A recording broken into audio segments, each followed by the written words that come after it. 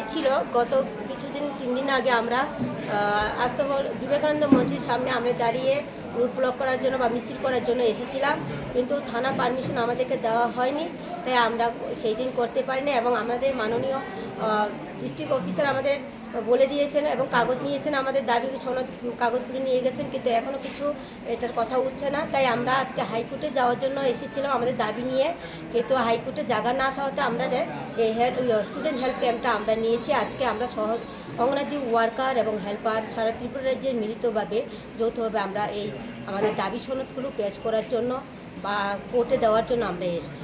আপনাদের দাবিগুলোর মধ্যে উল্লেখযোগ্য কী কী দাবি ছিল? আমাদের প্রথমত আমরা দাবি আছে, প্রথমত আমরা সুপ্রিম কোর্ট এবং হাইকোর্টের অনুসারে আমাদেরকে নিয়মিত স্বীকৃতি দেওয়া। 2 নম্বর হচ্ছে আমাদের সমকাজে সমবেতন দেওয়া। 3 নম্বরে আমাদের গ্র্যাচুইটি প্রদান করা। 4 নম্বর আমরা সব সরকারি কর্মচারীদের মতো আমাদেরকেও সব সুযোগ সুবিধা দিতে হবে। এবং অবসরকালীন আমাদের ওয়ার্কারদের 10 লাখ টাকা এবং হেল্পারদের 5 লাখ টাকা করে আমাদের দিতে হবে। এবং আরেকটা আমাদের গুরুত্বপূর্ণ হলো 1 বছর অন্তর অন্তর আমাদেরকে সুপারভাইজার নিয়োগ করতে হবে, কারণ 10 বছর 15 বছর পরে করলে আমরা মানব না।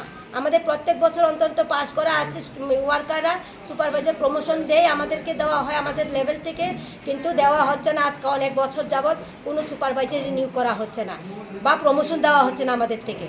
এই জন্য আমরা চাচ্ছি সরকারের কাছে আমাদের প্রত্যেক বছর অন্তর